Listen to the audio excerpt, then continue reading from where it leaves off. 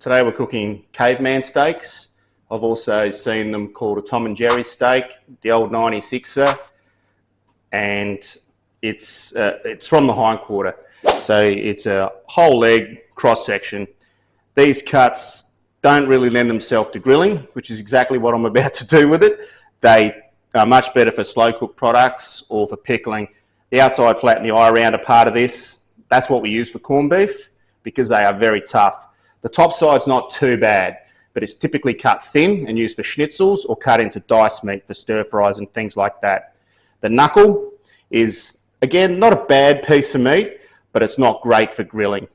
And there's even a bit of shin meat in there as well. What I'm going to do, I've got two of these. The first one I'm just going to cook as a steak.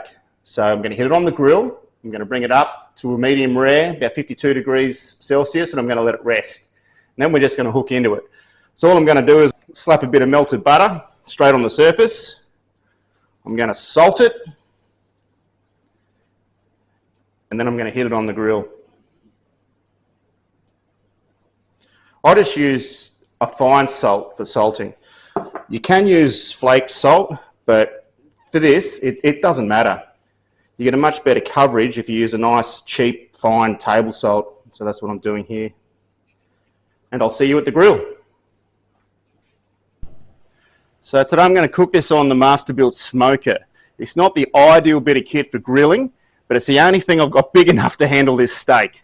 So I've got it up to over 300 degrees. These things do go a bit hotter than that, but I have a bit of trouble with spot fires and things like that when I get this barbecue much hotter than that.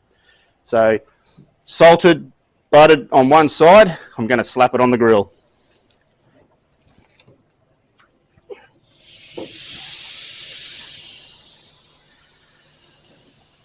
Hear that sizzle? I'm going to close the lid because this thing's going to take some cooking. It's done. I probed it. I took it out at 50 degrees Celsius. It'll probably come up a little bit more from that. It'll be around about medium. I say around about medium because I'm dealing with a bit of a wedge shape here. So it hasn't been cut exactly square. So down this end, where you see a bit of the eye round there, and the rest of that top side, it's quite thin. So that's going to be overcooked. When we come over here towards the thicker end of the top side and over to the knuckle, it's not too bad. It's a bit thicker, and that should sit about medium. While it's resting, I'm just going to add a bit of the Gentleman's Blend from Sauce Low and Slow. Great product. The other side's already seasoned when I flipped it. The reason I didn't season it prior to going on the grill was I didn't want the seasoning to burn. There it is. It's the Gentleman's Blend from Sauce Low and Slow. These guys turn out amazing products. Small family-owned company right here in Queensland. You can find all their products at Peter Augustus, as well as a lot of other retailers. It's been resting for about 15 to 20 minutes now. It's been well seasoned with the Sauce Low and Slow Gentleman's Blend, and I'm going to cut into it. So let's have a look. Go straight across that knuckle. Look, it's not bad. It's probably medium at best. A little bit overdone for my liking, but hey, it's a steak and it doesn't look too bad. So we'll start with the knuckle. It's not a bad cut, and here goes nothing.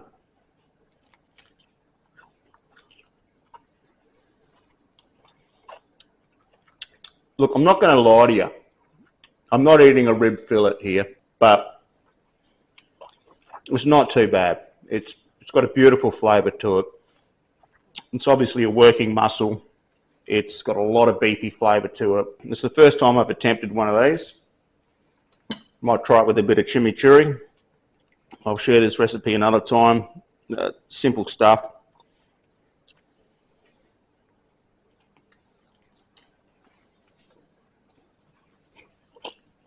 It's pretty good.